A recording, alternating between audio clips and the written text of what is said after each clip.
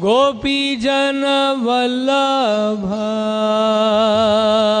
जय गिरधर धारी।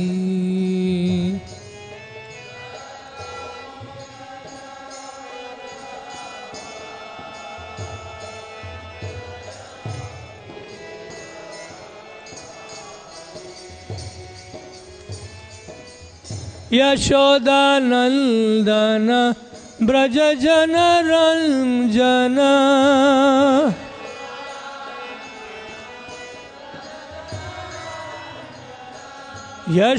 यशोदानंदन ब्रज जन रंजन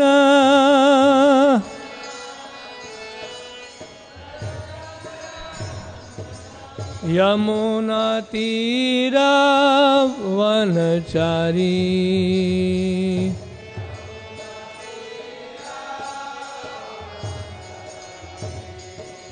यमुना तीरा वनचारी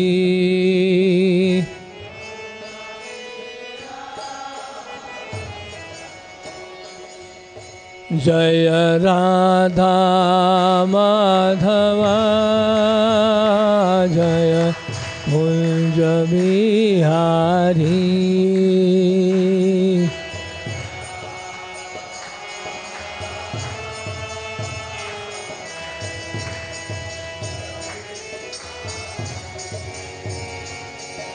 राधा पार्थ सारथी राधा पार्थ सारथी राधे।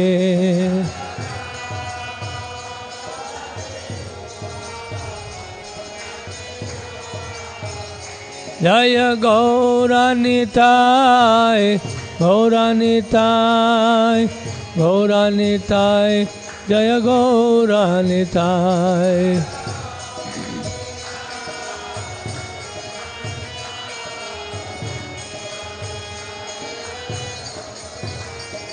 जय सीताराम लक्ष्मण हनुमान सीताराम लक्ष्मण हनुमान।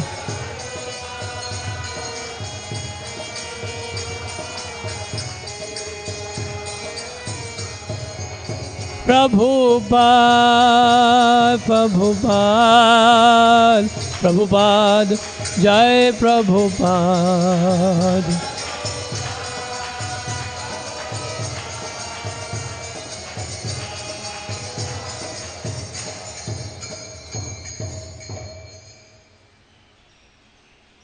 जय ओम विष्णुपाद परमहंस परिव्रजकाचार्य अष्टोत्तर षष्ठी Shrimad His Divine Grace Abhay Chanarvind Bhakti Vedanta Swami Srila Prabhupada की जय। अनंत कोटि वैष्णव वृंद की जय। नामाचार्य श्री हरदास ठाकुर की जय। प्रेम से कहो श्री कृष्ण चैतन्य प्रभु नित्यानंद श्री अद्वैत गदाधर शिवासादि गौर भक्त वृंद की जय। श्री श्री राधा कृष्ण गोप गोपीनाथ श्याम कुंड राधा कुंड गिरी गोवर्धन की जय। गंगा माई की जय यमुना माई की जय। वृंद देवी तुलसी महारानी की जय। हरि नाम संकीर्तन की जय। समवेत भक्त वृंद की जय। All glory to the assembled devotees Hare Krishna. All glory to the assembled devotees Hare Krishna. All glory to Shri guru and Gaurang. ओम नमो भगवते वासुदेवाय।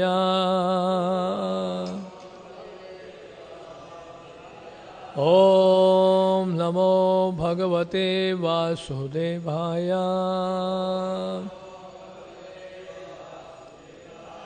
ओम नमो भगवते वासुदेवाय।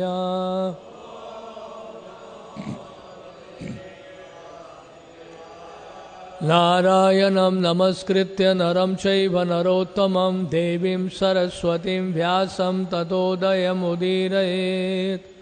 नष्टप्रायेषु अभद्रेषु नित्यं भागवत सेवया भगवती उत्तमश्लोके भक्तिर्भवति नैष्ठिकी।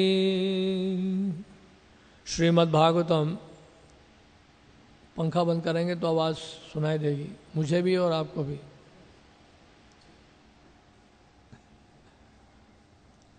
तो 5वां स्कंद श्रीमद् भागवतम का अध्याय 12 है और श्लोक संख्या 5 और 6 है यहाँ पे, लेकिन हम एक ही श्लोक का उच्चारण करेंगे और बाकी दूसरा जो श्लोक है वो केवल पढ़ देंगे हम लोग। अध्याय का शीर्षक है महाराज रघुगण तथा जड़ भरत की वार्ता। ब्राह्मण उवाच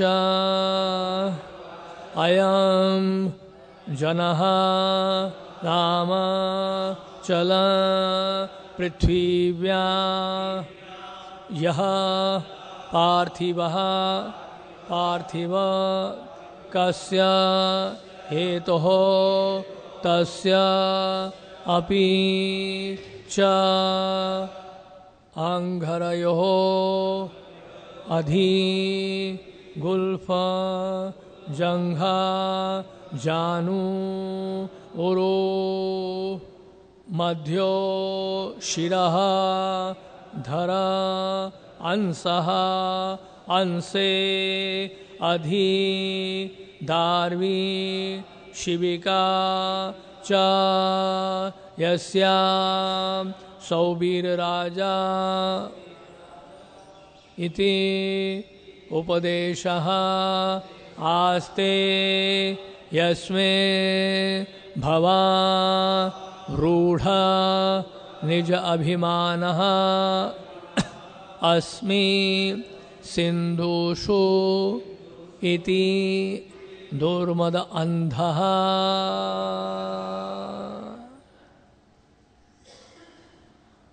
ब्राह्मण उवाच अयं जनो नाम चलन् पृथिव्याम् यः पार्थिवः पार्थिवकस्य हेतुः तस्यापि चाङ्घ्रयोऽधिगुल्फजङ्घा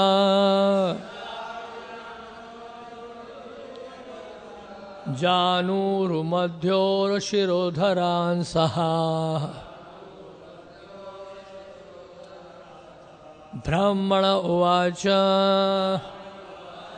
अयं जनो नाम चलन् पृथिव्याम्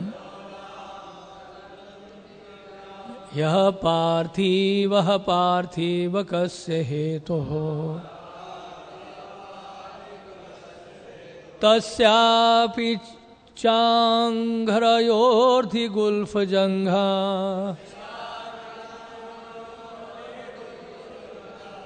जानुर्मध्योर्शिरोधरांसा। ब्राह्मण उवाच अयं जनो नाम चलन् पृथिव्याम्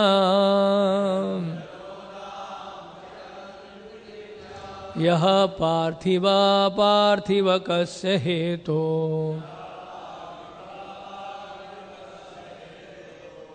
तस्यापि चाङ्घ्रयोऽधिगुल्फजङ्घा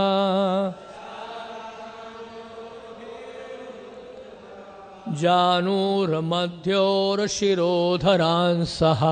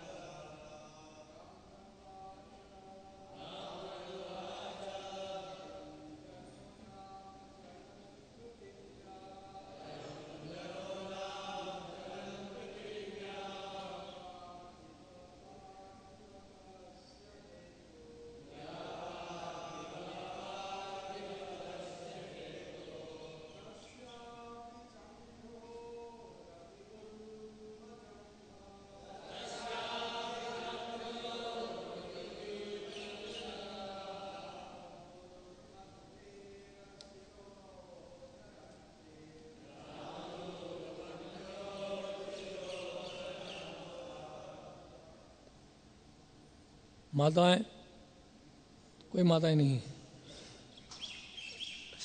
अनुवाद और तात्पर्य श्रील प्रभुपाद जी के द्वारा। श्रील प्रभुपाद की जय। स्वरूप सिद्ध ब्राह्मण जड़ भरत ने कहा, आप दोहरा सकते हैं पीछे।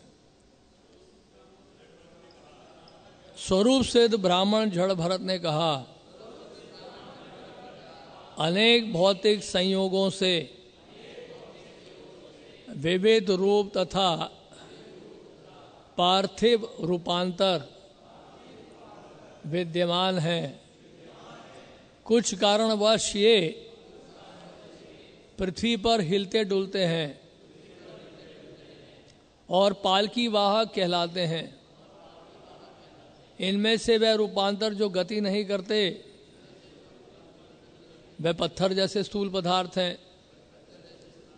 प्रत्येक दशा में ये भौतिक देह पांव, टखना, पिंडली, घुटना, जांग, कमर, गर्दन तथा सिर के ऊपर सिर के रूप में मिट्टी तथा पत्थर से बनी है।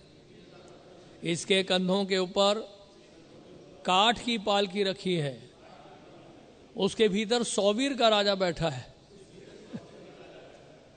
राजा का शरीर मिट्टी का अन्य रूपांतर मात्र है, किंतु उस शरीर के भीतर आप स्थिर हैं और अहंकारवश अपने को सौवीर राज्य का राजा मान रहे हैं। तात्पर्य सुनिए श्रील प्रभुपाद के द्वारा। श्रील प्रभुपाद की जय।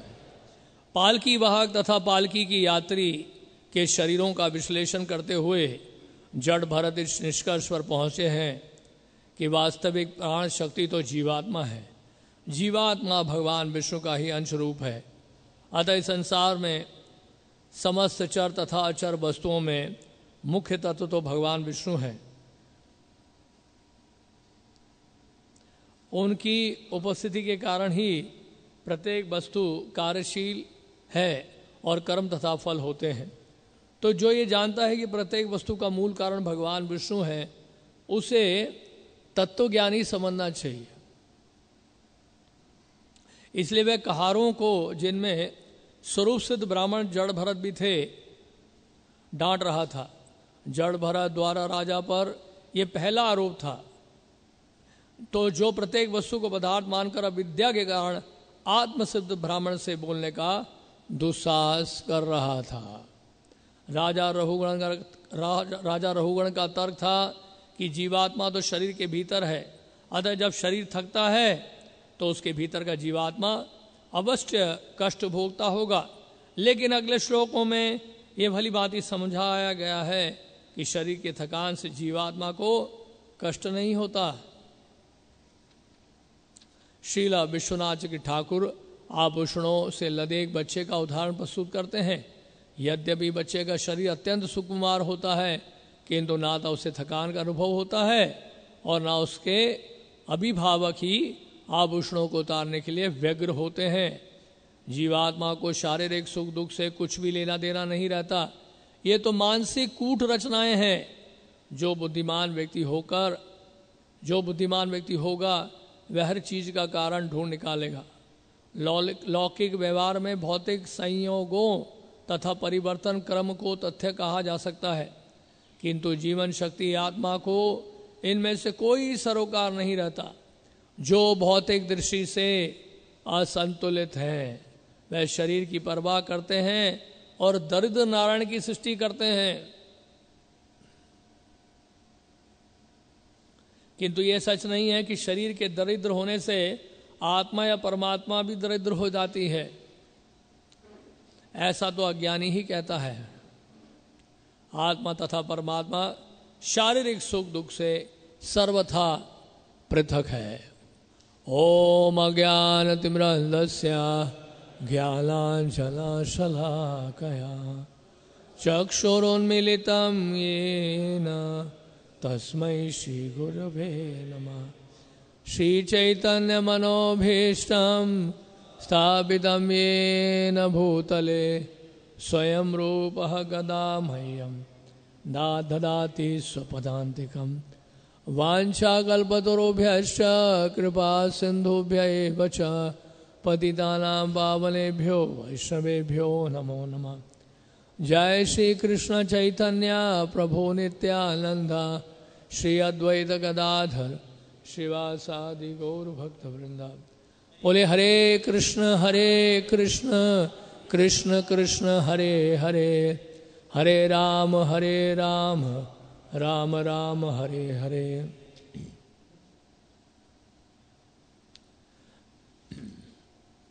महाराज रघुगण तथा जड़ भरत की वार्ता, तो ये वार्ता अभी भी चल रही है और ये वार्ता कब तक चलती रहेगी? जब तक ये संसार है, इस भौतिक संसार में हम लोग हैं और इस भौतिक शरीर को जब तक हम धारण करते रहेंगे और देहात्मक बुद्धि में जब तक हम बने रहेंगे तब तक ये वार्ता चलती रहेगी, नहीं तो ये वार्ता बंद ही नहीं होगी। ऐसे जड़ भरत जैसे महाभागवत जो है उनके संपर्क में कहीं ना कहीं जब आ जाएंगे हम लोग, जिस तरह से महाराज रघुगण आ गए, तब जाके हमारा उद्धार होगा। अन्यथा ये इस प्रकार हम लोग 84 लाख योनि में भटकते रहेंगे।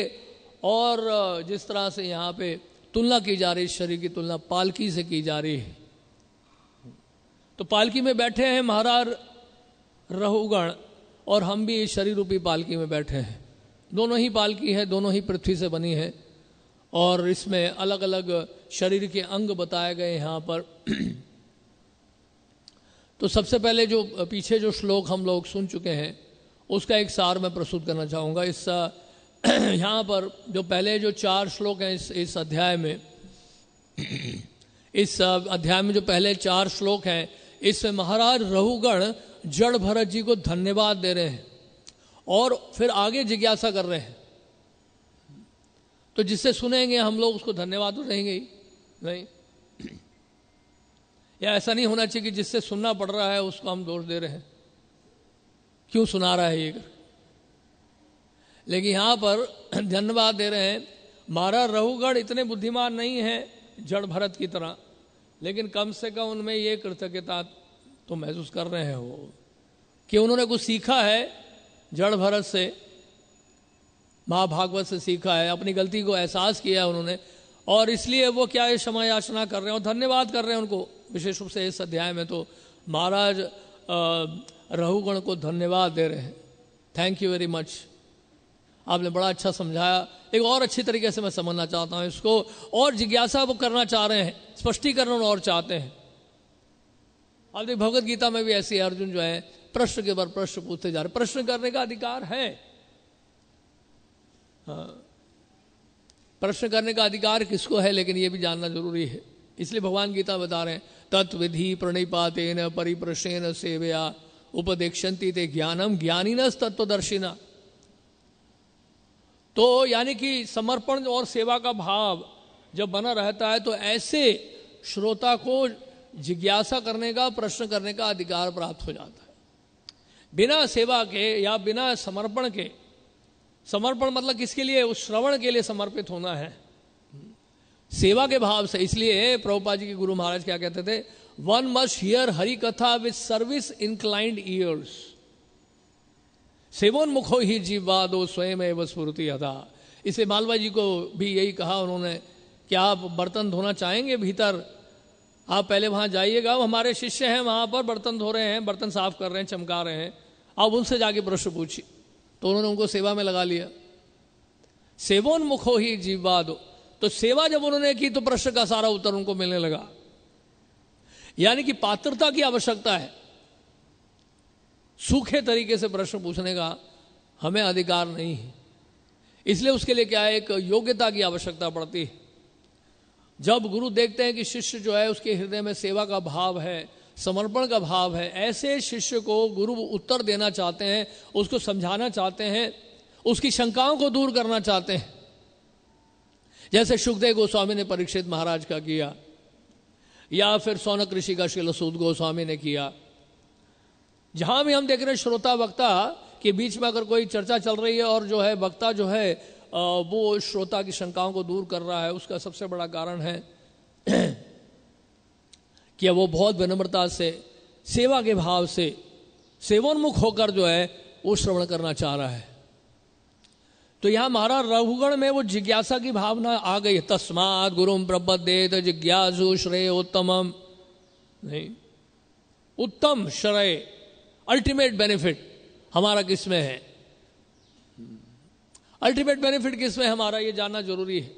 प्रभुपाद बता रहे ना उस दिन प्रवचन में, शुक्रवार के प्रवचन में, क्या भाव है सब्जी का, दूध का क्या भाव है, सुना था आपने प्रभुपाद से शुक्रवार के प्रवचन में। प्रभुपाद कहते जिसका दूध का क्या भाव है, चावल का कितना भाव है, आटे का कितना भाव है। तो ये जिज्ञासा नहीं है ना, ये जिज्ञासा नहीं है। जिज्ञासा है कि तत्व जिज्ञासा, आत्मा के बारे में जिज्ञासा या भगवत जिज्ञासा। वो जिज्ञासा जब तक नहीं होगी, हमारी सारी जिज्ञासाएं जो है वो फिर क्या है, वो देह के ऊपर आधारित होंगी, शरीर के ऊपर आधारित होगी। यस्यात्म बुद्धि गुणपेतरि धातु के, फिर 3 धातुओं के प्रति हमारी जिज्ञासा रहेगी। जैसे बहुत ज़्यादा जब हम बीमार हो जाते हैं, वायरस कह लीजिए या कोई भी कारण से, तो हम लोग जिज्ञासा केवल 3 धातुओं के बारे में ही करते हैं, कफ, वात और पित्त।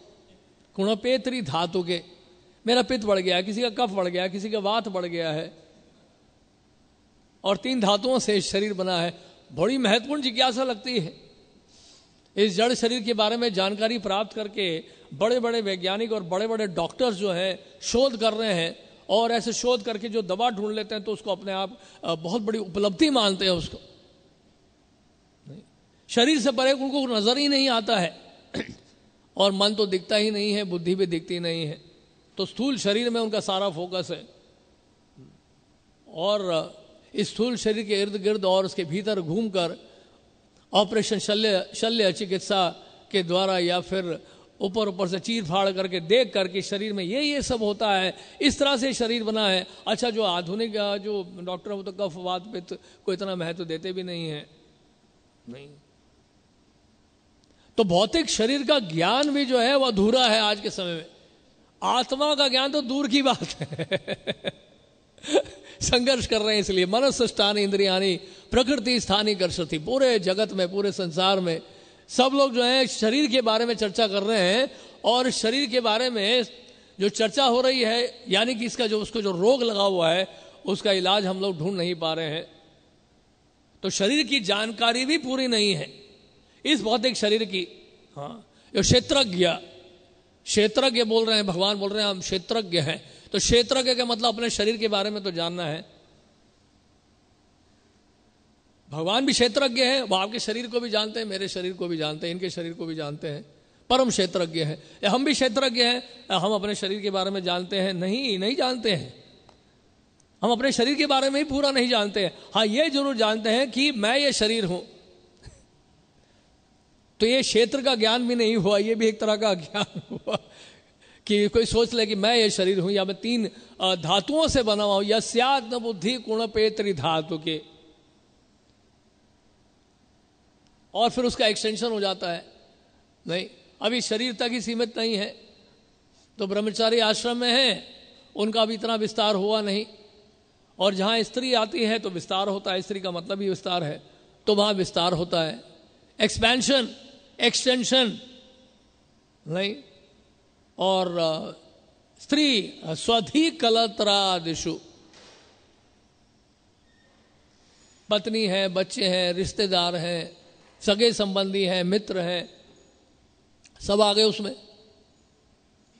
विवाह करने के बाद आपको पता नहीं है, आपको अनुभव नहीं है विवाह का, हमें भी नहीं है, हम तो सुनकर, भागवत से सुनकर, अनुभव करने की आवश्यकता नहीं प्रत्यक्ष रूप में, हमें अनुभव करना है श्रवण के माध्यम से। अगर आप पहली श्रेणी के बुद्धिमान व्यक्ति हैं तो श्रवण करके जो है आप समझेंगे, अनुभव करके नहीं। आपको क्या एक्सपीरियंस है जी गृहस्थ आश्रम का, बताइए। बड़ी बड़ी बातें कर रहे हैं आप जानते हैं क्या होता है गृहस्थ आश्रम में? हाँ जानते हैं, श्रीमद् भागवतम के अनुसार। श्रीमद् भागवत में जो सुनते हैं हम लोग, सुखदेव गोस्वामी से श्रवण कर रहे हैं, जो कि सबसे ऊंचे अधिकारी हैं भागवत के, वो हमें बता रहे हैं। कोई आवश्यकता नहीं है शोध करने की या अनुभव करने की, ना प्रत्यक्ष प्रमाणम चाहिए है, ना अनुमान प्रमाण चाहिए, हमें तो शब्द प्रमाण चाहिए। शब्द प्रमाण के द्वारा हम लोग अनुभव कर रहे हैं। अनुभव करना है हमें, और मानना है, और जानना है, विश्वास करना है, यकीन करना है, श्रद्धा रखनी है कि जो लिखा है भागवत में वो ही वास्तव में सही है। स्वधि कलत्रादिषु, इसलिए स्वजन बड़े अच्छे लगते हैं। जब ब्रह्मचारी गृहस्थ बनता है तो एक्सटेंशन हो जाता है, एक्सपेंशन हो जाता है, स्त्री से बच्चे होते हैं, और उसके बाद उस स्त्री के भी रिश्तेदार होते हैं, उनके भी भाई होते हैं, उनके भी माता पिता होते हैं कि आपके ससुर हो गए, और उसके बाद फिर उनके भी भाई और उनकी बहन, और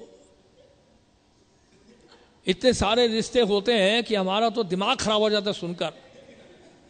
कई लोगों को बड़ा इंटरेस्ट होता है, बड़ी रुचि रखते हैं लोग, कई लोग बड़ी रुचि होती, गहन रुचि होती है। बोलते हैं हमारे ये चचेरा भाई है, ये मेरा मौसे का लड़का है, ये मेरा साड़ू है, ये मेरा ये है, मेरा वो है।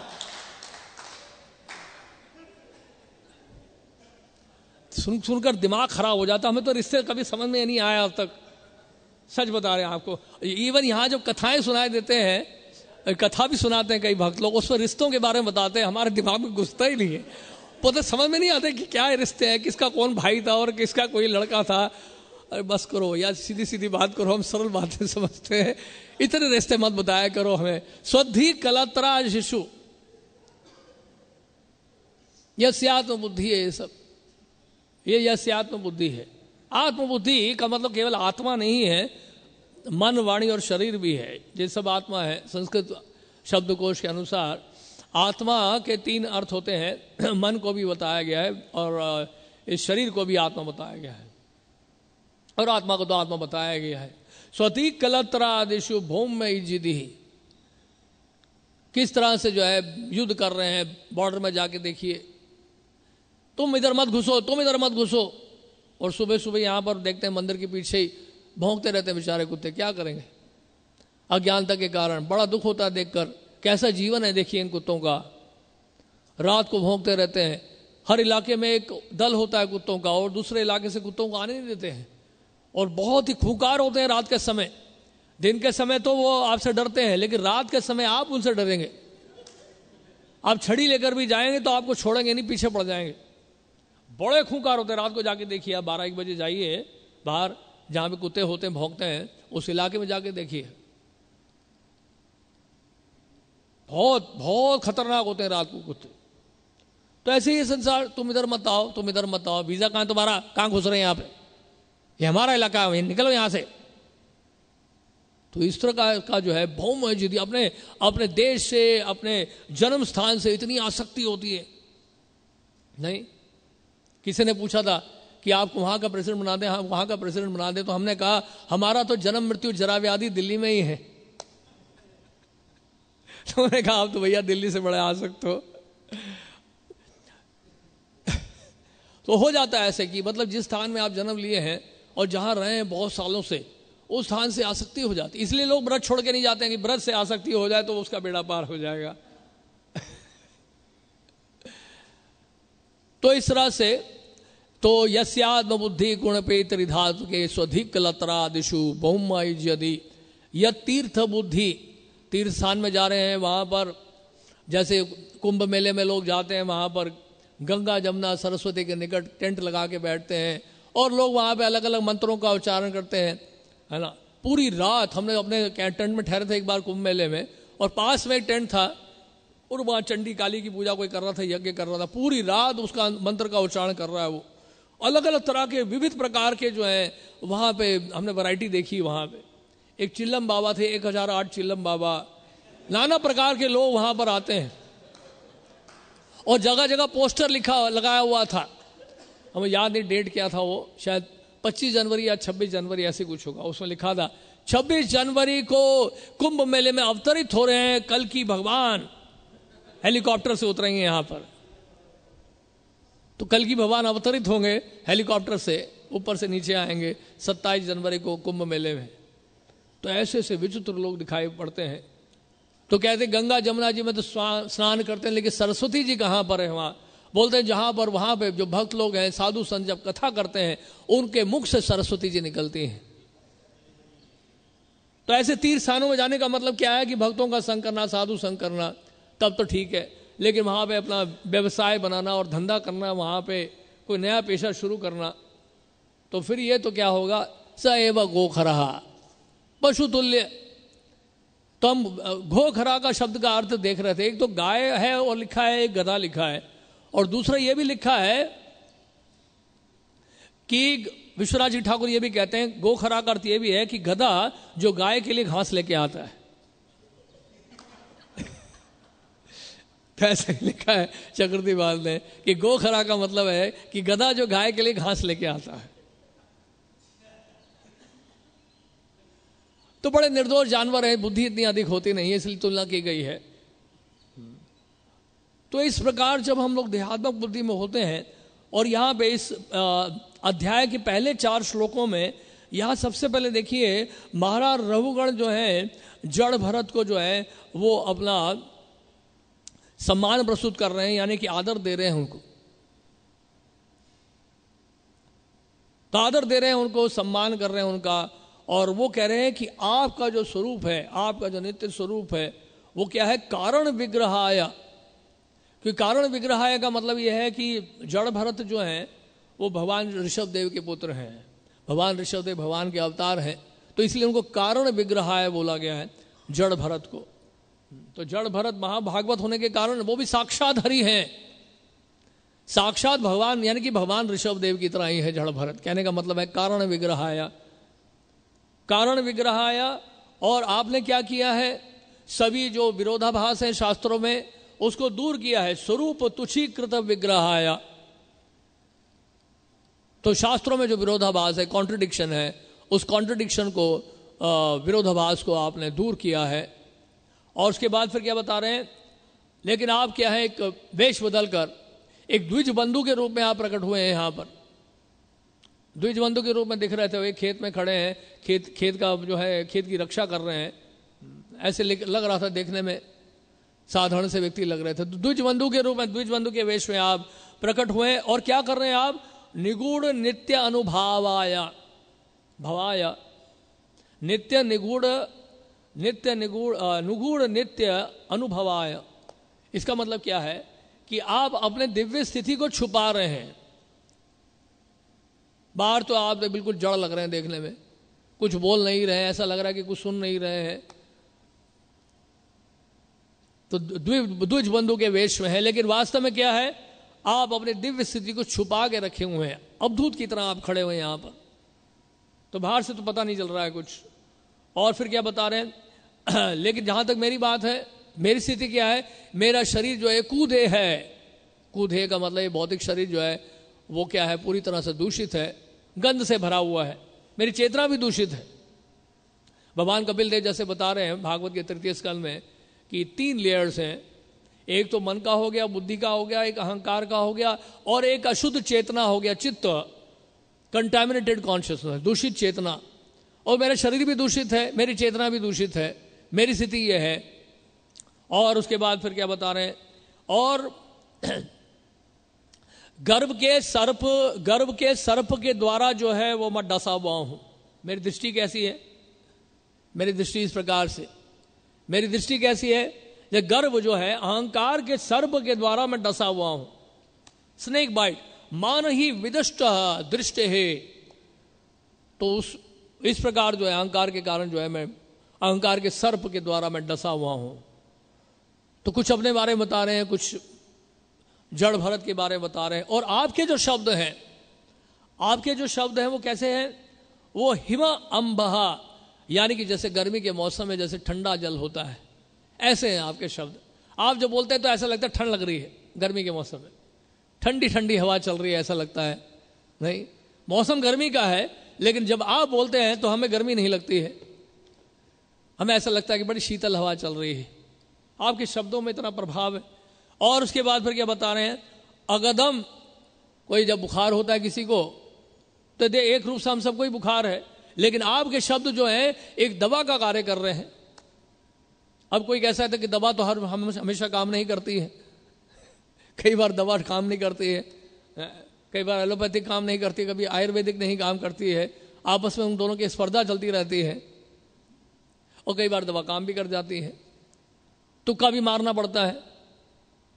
तो फिर ऐसे में फिर आपके शब्द जो है फिर आपके शब्दों का प्रभाव कैसा होता है? आपके शब्द अमृत तुल्य हैं। फिर अगर दवा कार्य नहीं करती तो कोई दिक्कत नहीं है, आपके जो शब्द हैं वो अमृत तुल्य हैं, अमृत से भरे हुए हैं।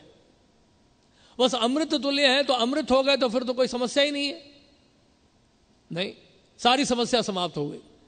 एक बार आपके शब्द अगर अमृत के रूप में मेरे कर्ण से प्रवेश कर जाएंगे, हृत कर्ण रसायन कथा, नहीं, शृण्वताम स्वकथा कृष्णा पुण्य श्रवण कीर्तना हृदयंतस्तो ही अभद्राणी विधुनोति सुहुसताम सताम प्रसंगा मम वीर्य संवेदो भवंती हृतकर्ण रसायन कथा। तो रसायन कथा जो कि कर्ण से प्रवेश करती है, कृष्ण कथा, वो रसायन का कार्य करती है, टॉनिक। तो हमारे लिए टॉनिक या हमारे लिए अमृत जो है वो कृष्ण कथा है, वो भागवत कथा है।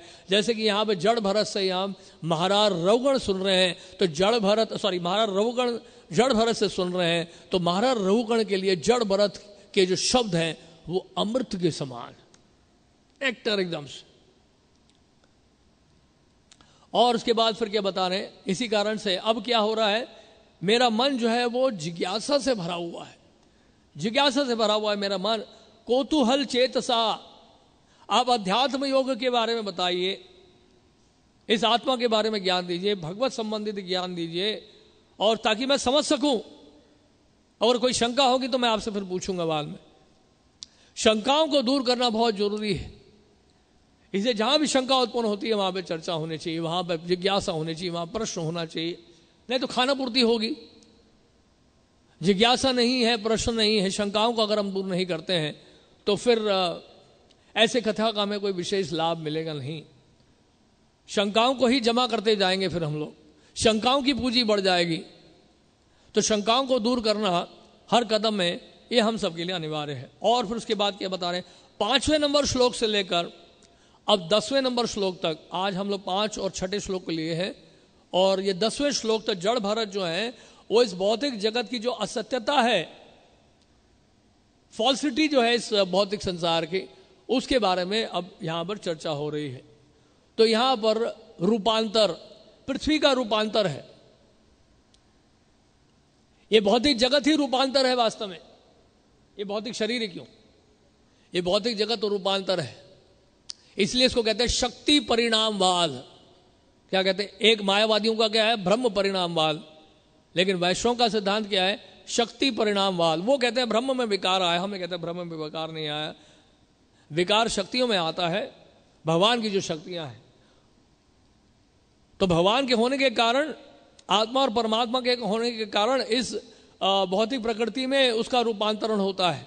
क्षीरम यथा दधि विकार विशेष योगा, यानी कि कहने का मतलब है विकार दूध में आता है, गाय में नहीं। गाय दूध देती है लेकिन गाय फिर भी गाय रहती है, बात सही है कि नहीं।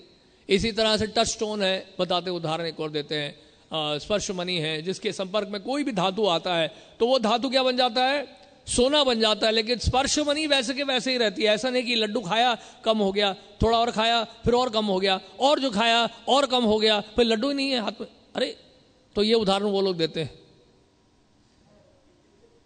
तो ब्रह्म के ऊपर कोई विकार नहीं आता है, पर ब्रह्म के ऊपर कोई विकार नहीं आता, विकार भगवान की शक्तियों में आता है। तो रूपांतर शक्तियों का हो रहा है यहां, भौतिक प्रकृति का जो है रूपांतर हो रहा है, पृथ्वी अग्नि जल वायु आकाश रूपांतर हो रहा है। तो इस प्रकार ट्रांसफॉर्मेशन, तो ट्रांसफॉर्मेशन क्या है, इस पृथ्वी का जो है इस प्रकार से रूपांतर हो रहा है। कैसे हो रहा है, यहां शरीर की बात की जा रही है, यहां पे चरणों के रूप में और एड़ी के रूप में, पिंडलियों के रूप में और जांग के रूप में, घुटनों के रूप में और धड़ के रूप में और कंठ के रूप में और सिर के रूप में।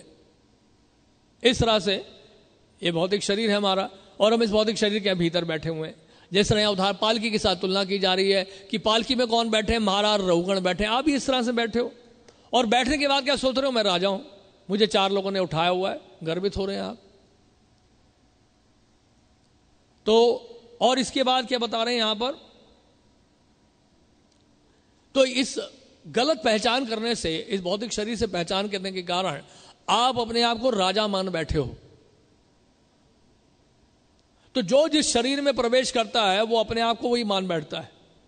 आप कबूतर के शरीर में प्रवेश कर जाओ तो कबूतर मानोगे अपने आप को, फिर मनुष्य के साथ पहचान नहीं कर पाओगे आप कबूतर के साथ पहचान करते हो? नहीं करते हो। वृक्ष आपके साथ पहचान करता है? नहीं करता। आप वृक्ष के साथ पहचान करते हो? नहीं करते हो। आप मनुष्य के साथ पहचान करते हो? अपनी पहचान भी अपने शरीर से करते हो या दूसरे के शरीर से करते हो? तो जो जिस शरीर में प्रवेश कर जाता है उसी से पहचान करता है, उसी तरह का कार्य करता है। समझ गए आप? ऐसा नहीं कि मारुति 800 में बैठकर आप सोच रहे मुझे मर्सिडीज का आनंद क्यों नहीं आ रहा, इतने झटके क्यों लग रहे हैं मुझे, कितने पैसे दिए आपने, 10 लाख रुपए की गाड़ी खरीदी है, तो तुम क्या सोच रहे तुम्हें ऑडी और मर्सिडीज का आनंद मिलेगा? जैसा कर्म किया वैसा फल मिलेगा तुम्हें। इसी तरह का भौतिक शरीर हमें मिलता है, और भौतिक शरीर में जैसे ही प्रवेश कर जाता है वो अपने को चिड़िया मानता है, कुत्ता मानता है, बिल्ली मानता है, सुअर मानता है, जो भी मानता है, और उसी को वो शाश्वत समझने लगता है। क्या माया है देख भगवान की। जिस शरीर में आप प्रवेश करेंगे उसी में ही आपको बड़ा आनंद आएगा। जैसे यहाँ पे कबूतर घूमते रहते हैं, आकाश में उड़ते हैं, खेलते रहते हैं, मजा आता है उनको। आप कोरोना वायरस के चक्कर में परेशान हो, सब नाक में जो है मुंह में मास्क लगा के घूम रहे हो और कबूतर मजे ले रहे हैं, कोई दिक्कत नहीं है। एक एयरपोर्ट में देखा, पूरा जो है उनका फैमिली जा रहा है, वो पक्षियों का क्या नाम उसका, एक एयरपोर्ट में जब ये सारा पूरा लॉकडाउन हो गया था, बतख का पूरा परिवार जो है, जहां से जो है क्या कहते हैं टेक ऑफ होता है प्लेन का, उस एरिया से वो लोग अपना घूम के जा रहे हैं, क्योंकि कोई प्लेन ही नहीं है। सारे इंसान जो है अंदर बंद हैं कमरों में मास्क लगा के, अब पशु पक्षी आजाद घूम रहे हैं बड़े आनंद में। डॉल्फिन निकल आए, कहीं पेंगुइन निकल आए, कभी कोई निकल आए, सब जानवर बाहर आ गए, बड़े आनंद में, बड़े खुश हैं। उनको पता ही नहीं है कि मनुष्य समाज में लोग, मानव समाज में लोग किस तरह से दुखी हैं, कितना परेशान है वायरस के कारण, कोई मतलब नहीं है उनको इससे। बड़े खुश हैं वो लोग, हमसे ज्यादा खुश हैं अभी पशु। हम बड़े खुश थे ना पहले, अब उनके खुश होने का समय आया है। अब बड़े खुश हैं वो लोग। बहुत तंग किया हमने उनको, बहुत बर्बाद किया, बहुत परेशान किया हमने, अब मजे से घूम रहे हैं। अभी भी देखिए उनकी बड़प्पन देखिए, हमें परेशान नहीं कर रहे वो बदला नहीं ले रहे हैं, लेकिन स्वतंत्र होकर, बड़े आनंद में, बड़े सुखी होकर, जिस शरीर में भी हैं बड़े सुखी होकर घूम रहे हैं। और आप मास्क लगा के घूम रहे हो, कमरे में बंद हो, इधर नहीं जाना, उधर नहीं जाना, यहाँ नहीं हंसना, वहां नहीं रोना, यहाँ नहीं खाना, वहां नहीं खाना, यहाँ नहीं लेटना, वहां नहीं लेटना, वहां नहीं उड़ना, यहाँ नहीं जाना। ऊपर उड़ोगे तो क्वारंटाइन में रहना पड़ेगा, ट्रेन में जाओगे तो ऐसा होगा, बस में जाओगे तो ऐसा होगा, बाएं जाओगे, दाएं जाओगे, ऊपर जाओगे, कितनी सारी समस्याओं से घिरे हो।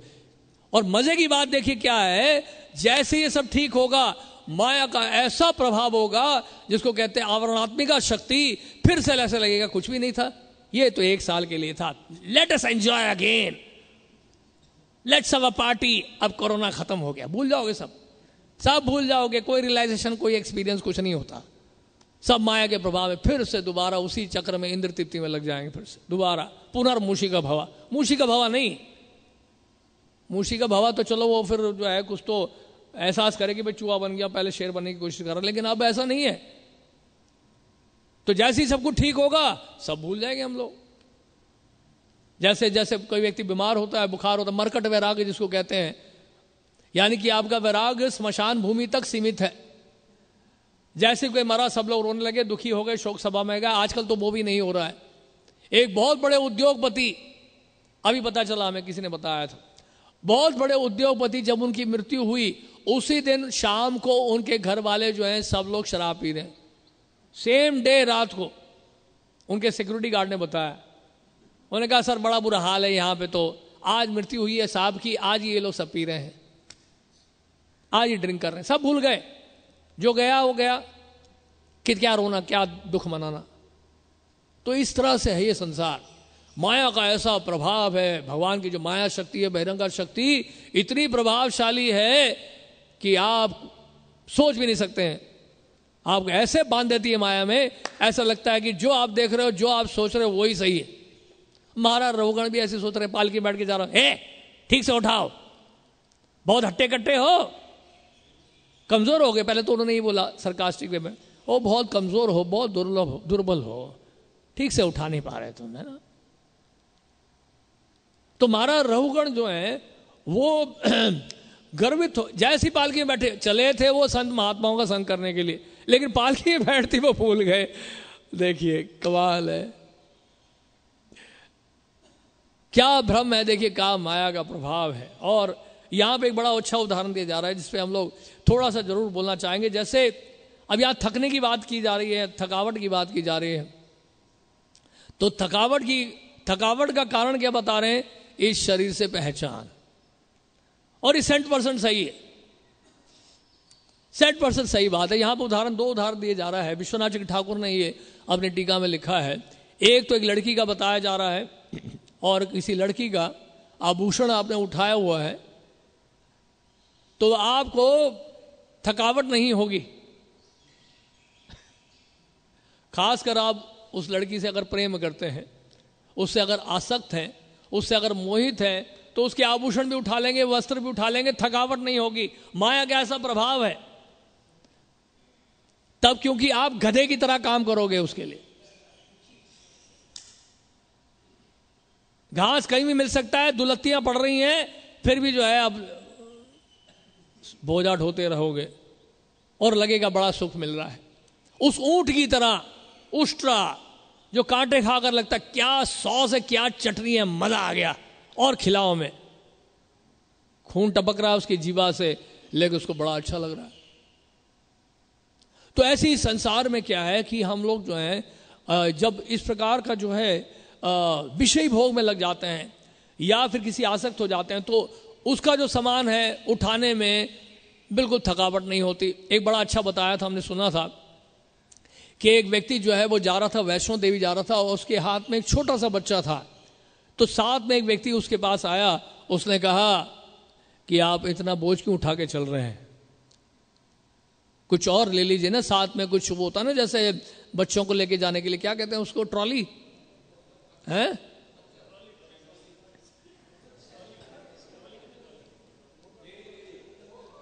जो भी है यार, ट्रॉली समझ लो, समझ गए ना आप। तो बस खत्म हो गई बात, शब्दों के जाल में क्यों फंस रहे, इतना टाइम वेस्ट मत करो। तो शब्द समझना जरूरी है बस। तो ट्रॉली में बच्चे को रखा हुआ है, तो उसमें रख के ले जाते हैं। आपने इतना बोझ क्यों उठाया हुआ है? अब वैष्णो देवी तक पहुंचना, सीढ़ियों से चढ़ के जाना, कोई पास थोड़ा समय लगेगा ऊपर जाने में, आपको थक जाओगे आप। तो उससे ज्यादा बोला, क्या बोला उसने? बोलते ये मेरे लिए बोझ नहीं है, ये मेरा बच्चा है। ये बोझ नहीं है, ये मेरा बच्चा है। तो कहने का मतलब यह है उसको थकावट नहीं हुई।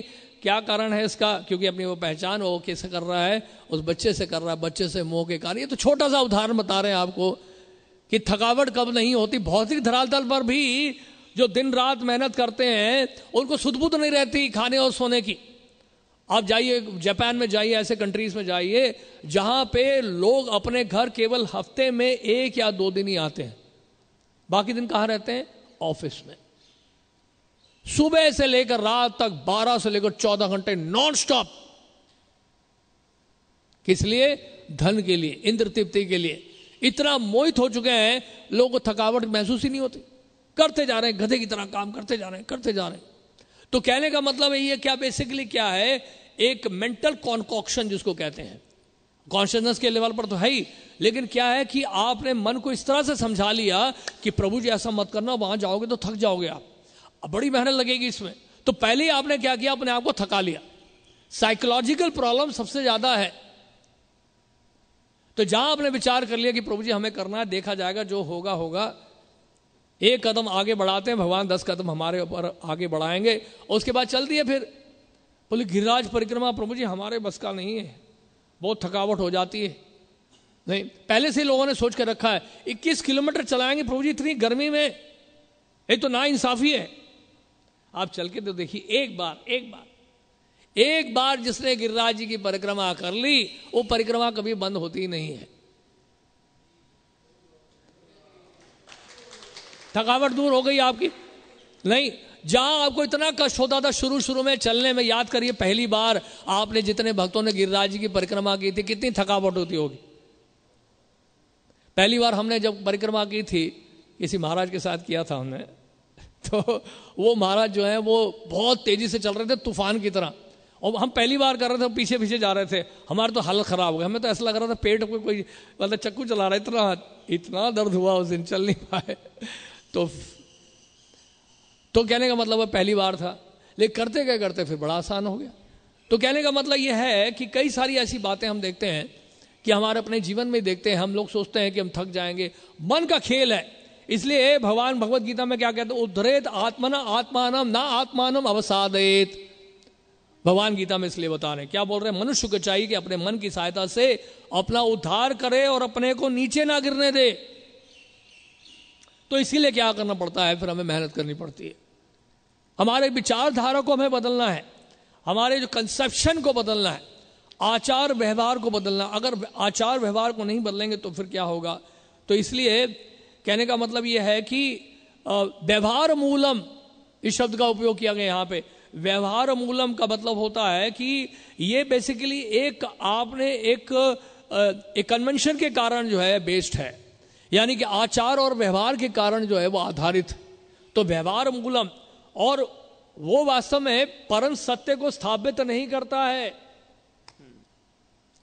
तो कहने का मतलब यह भौतिक शरीर में जब प्रवेश कर जाते हैं तो हमें इससे उठना है, इसकी चेतना को हमें उठाना है, आगे बढ़ने का हमें प्रयास करना है। तो फिर ऐसी कई सारी बातें होती हैं। तो हम ये देखते हैं कि हम लोग, कई बार ऐसा लगता है कि हम थक जाएंगे, प्रभु जी हमारे बस का नहीं है, हमें मत बताइए। जैसे रथ यात्रा में जाने में हम बड़ा आलस होता है, जैसे पिछली बार भी हम चर्चा कर रहे थे, रथ यात्रा में जाने में आलस होता है, या प्रचार के कार्य में जाने में आलस होता है। लेकिन एक बार हम निकल जाए फिर आनंद ही आनंद है। होता है कि नहीं होता है। प्रभु जी 6 घंटे 7 घंटे कौन वहां रथ यात्रा में चलेगा, इतनी गर्मी है, ये है वो है, और एक बार नाचना कूदना शुरू किया पता ही नहीं चलता। नहीं, तो इस मेंटल फैटिक से, यानी कि इस विचार से, एक कंसेप्शन से हमें बाहर निकलना है सबसे पहले। क्योंकि हमने पहले से ही धारणा ये बना ली कि हमसे नहीं हो पाएगा प्रभु जी, हमारे बस का नहीं है, तो फिर होगा ही नहीं, वो होगा ही नहीं फिर कभी भी। लेकिन एक कदम अगर आगे बढ़ा लिया, हमने विचार कर लिया, जैसे प्रभुपाद जी का देखिए, प्रभुपाद जी एक बार जो है काफ़ी बीमार हो गए, और श्रुति कीर्ति प्रभु जो है, रात का समय था, तो प्रभुपाद को बोला कि प्रभुपाद आपका स्वास्थ्य खराब हो रहा है काफ़ी, हम अस्पताल लेके चलते हैं। प्रभुपाद ने कहा नहीं नहीं, अस्पताल नहीं लेके जाना मुझे।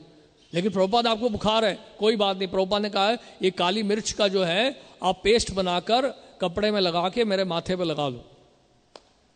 और लगाया उन्होंने पेस्ट बनाकर, जैसे प्रभुपाद ने कहा। प्रभुपाद ये सब जो है नेचुरल चीज़ें बहुत जानते थे, और प्रभुपाद जी के माथे पे लगाया, और सुबह का वक्त हुआ 6 बजे प्रभुपाद कहते हैं okay now let's go for morning walk. और प्रभुपाद सुबह सुबह उठे, 6 बजे मॉर्निंग वॉक में चले गए, और रात को ऐसे लग रहे थे कि हॉस्पिटल में डालना पड़ेगा। तो प्रभुपाद जी का ऐसा जो है उनका स्ट्रांग, उनका जो है मेंटल स्ट्रेंथ ऐसा था कि वो कभी भी जो है इस भौतिक शरीर को लेके जो है इतना चिंता नहीं करते थे। इसलिए प्रभुपाद जी से असंभव कार्य हो गए, जो कि सामान्य व्यक्ति के लिए संभव नहीं। कॉन्शियसनेस की बात है, पूर्ण विकसित चेतना। तो चेतना का जैसे जैसे विकास होता जाता है, आच्छादित चेतना से लेकर या संकुचित चेतना से लेकर मुकुलित चेतना तक, उसके बाद फिर विकसित चेतना से लेकर पूर्ण विकसित चेतना तक, अलग अलग जो लेवल्स हैं चेतना के। चेतना एक बार उसका विकास हो गया, आपके लिए पूरे ब्रह्मांड में कोई भी कार्य असंभव नहीं, कोई भी कार्य असंभव नहीं। इसे प्रभुपाद से जब बोला एक बार को एक भक्त, प्रभुपाद मैं आपकी तरह मेहनत करना चाहता हूं। प्रभुपाद ने कहा you are too young to work like me. Prabhupada ने कहा आप बहुत यंग हो मेरी तरह मेहनत करने के लिए अभी। और प्रभुपाद जब आते थे बाहर से किसी इंटरनेशनल टूर से, तो और साथ में सेवक शिष्य भी होते थे, कम से कम समझ लीजिए 14-12 घंटे लगातार ट्रैवल करके आए हैं, और पूरे इंटरनेशनल टूर से आए हैं, और रात को पहुंचे हैं 11 बजे, और प्रभुपाद वही 12-12:30 बजे ट्रांसलेशन शुरू कर देंगे। 11 बजे भी पहुंचेंगे अगर टेम्पल में, तो प्रभुपाद का शेड्यूल वही रहता था। ऐसा नहीं हो प्रभुपाद कहते हैं आज के लिए नहीं, कल ट्रांसलेशन करूंगा, नहीं। उनका जो डेली कोटा होता था ट्रांसलेशन का, वो करेंगे। और 11 बजे आएंगे भी मंदिर में रात को ट्रैवल करके, तो 12-12:30 बजे भागवत लेके बैठ जाएंगे, कमेंट्री देना शुरू कर देंगे। अमेजिंग एनर्जी प्रभुपाद जी का। और वो शिष्य लोग सो गए, सुबह उठ जब प्रभुपाद ने जाके देखा सो रहे हैं, प्रभुपाद ने कहा कि आप लोग सो रहे हो, मंगल आरती में क्यों नहीं गए अभी तक? प्रभुपाद ने कहा it was Prabhupada very very hectic, we are tired. Prabhupada ने कहा आई एम ऑल्सो टायर्ड। तो ने कहा कि Prabhupada you are a pure devotee. Prabhupada ने कहा why you are not a pure devotee. फिर प्रभुपाद कई बार ऐसे भी डांटते थे, you people are worse than कर्मीस। तो प्रभुपाद डांटते भी थे, तो थके भी हुए थे वो लोग। और इस तरह जो है प्रभुपाद कई बार अपने जो सर्वेंट्स उनको रुला देते थे प्रभुपाद। रात को गर्ग मुनि प्रभु को, नहीं गुरु कृपा प्रभु को उठा के बुला लिए प्रभुपाद आधी रात को। प्रभुपाद कह रहे थे, प्रभुपाद ने पूछा तुम क्या कर रहे हो? उन्होंने कहा प्रभुपाद मैं अभी रेस्ट कर रहा था। क्यों? उन्होंने कहा प्रभु रेस्ट कर रहा था प्रभुपाद, रात का समय है। क्यों रेस्ट कर रहे थे? उन्होंने कहा कि प्रभुपाद मैं बहुत थका हुआ था। क्यों थके हुए हो? प्रभुपाद हम लोग इतने लॉन्ग डिस्टेंस ट्रैवल करके आए हैं तो मैं थका हुआ था। प्रभुपाद ने कहा मैं तो नहीं थका हुआ, लेकिन Prabhupada you are a pure devotee. उन्होंने यही बोला उन्होंने। प्रभुपाद ने कहा why you are not a pure devotee? तो प्रभुपाद ने प्रैक्टिकली गुरु कृपा प्रभु को रुला दिया उस समय। वो रो गए एकदम से, क्योंकि प्रभुपाद बार बार में उसको डांटते जा रहे थे। तो प्रभुपाद ने फिर पीठ पे हाथ रखा। प्रभुपाद ने कहा ठीक है कृष्णा बुक लेके आओ। तो कृष्णा बुक पढ़ के सुनाया। प्रभुपाद ने कहा ठीक है अब जाके सो जाओ। तो प्रभुपाद के साथ वो बताते थे कि प्रभुपाद कब क्या बोलने वाले हैं और कब कहाँ जाने वाले हैं कुछ नहीं पता था। कभी भी कोई सेवा दे देंगे, कभी भी कहीं भी ले जाएंगे आपको।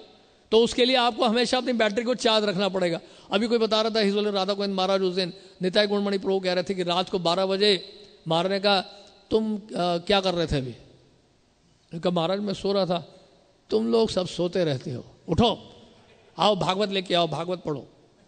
तो रात को भागवत जो है 12 बजे पढ़ाना शुरू कर दिया उन्होंने।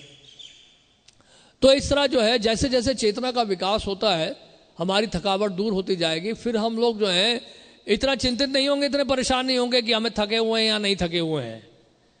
क्योंकि आपको जो आनंद मिलेगा, जैसे यहां बता रहे हैं कि महाराज रघुगण को अमृत मिल रहा है जड़ भरत से। जब ये अमृत हमें मिलने लगेगा, उस अमृत का जो आस्वादन करने लगेंगे, क्या होगा? हमारी सारी थकान दूर हो जाएगी। हरे कृष्ण। कोई प्रश्न? हरे कृष्णा। धन्यवाद, बहुत अच्छा प्रभु जी ने समझाया। और प्रभुपाद का तात्पर्य इसमें एक शब्द है दुर्मदांधा। एक तो है मद अंध, मदांध, कि एक घमंड में कोई व्यक्ति अंधा होता है। और ये दूसरा शब्द है दुर्मदांधा। दुर का मतलब है कि बहुत बुरा हाल है। घमंड भी जो है एक है, और दूसरा होता है दुर्मद। दुर्मद का मतलब है बहुत ज़्यादा गलत जो घमंड है। तो राजा अगर अपने घमंड में होता है कि मैं राजा हूँ, तो अपने स्वदेश में अपने राज्य में होता है तो राजा का उसको घमंड होता है, राजा होने का घमंड होता है। लेकिन जब राजा अपने देश से बाहर आ जाए तो फिर वो राजा नहीं होता। ये कहा जाता है स्वदेशे पूज्यते राजा विद्वान सर्वत्र पूज्यते, कि जो राजा है उसकी पूजा तो अपने ही राज्य में होती है, बाहर उसको कोई नहीं पहचानता, उसकी कोई पहचान नहीं होती है कि वो राजा है। विद्वान सर्वत्र पूज्यते, लेकिन जो विद्वान है उसकी पूजा सब जगह होती है। तो जो जड़ भरत हैं तो वो विद्वान है, तो अभी राजा भी जो है उनकी पूजा कर रहा है, और ये जड़ भरत जो है उसको डांट रहे हैं। तो यहाँ पर क्या है कि जो राजा है, सिंधु देश का राजा है, अभी बाहर है, अपने राज्य से बाहर है। अब उसको जो है राजा का जो होने का अभिमान है, ये क्या है? दुर्मद है। एक तो मद होता है, दूसरा दुर्मद होता है। उसके पास सेना भी नहीं है। जब राजा के पास सेना होती है तो फिर उसके अंदर राजा का मद होता है, क्योंकि उसके पास सेना है, जो चाहे मैं कर सकता हूँ क्योंकि मेरे पास सेना है। उसके पास जो है मंत्री होते हैं, उसके जो है बहुत से अनुयायी होते हैं, तो वो जो है मतलब प्रमाणित करते हैं कि ये राजा है। लेकिन अब राजा ऐसी जगह पर है जहाँ उसकी सेना भी नहीं है और अपने राज्य से बाहर है। अब जो है केवल वही अपने को कहता है कि मैं राजा हूँ, और तो कोई नहीं जानता। तो अभी ऐसी स्थिति में तो जैसा ये राजा है वैसे जो है वो आदमी भी है जो पालकी ढो रहा है। क्या अंतर है? तुम्हारे पास क्या प्रमाण है कि तुम राजा हो? अब तो अगर तुम कुछ काम कराना चाहते हो तो पैसे दो और काम कराओ। और राजा भी अगर अपनी सेना के साथ होता है और उसका जो है प्रमाण देता है कि मैं राजा हूँ, तो अपने सैनिकों को भी जो है वो पैसा देता है। और जो उसके मंत्री होते हैं जो प्रमाणित करते हैं राजा है, तो मंत्रियों को भी पैसा देता है। तो अभी जिनसे वो काम करा रहा है उनको पैसा भी नहीं दे रहा है और कहता है कि मैं राजा हूँ, तो इसको कहते हैं दुर्मद।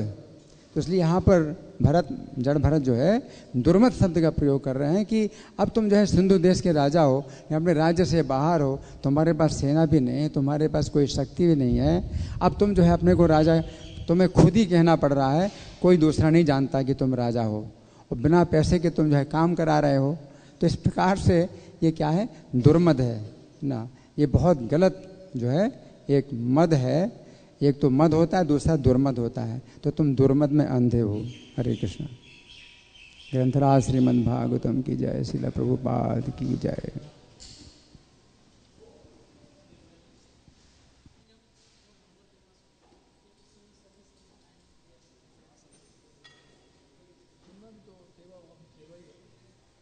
सेवा के भाव से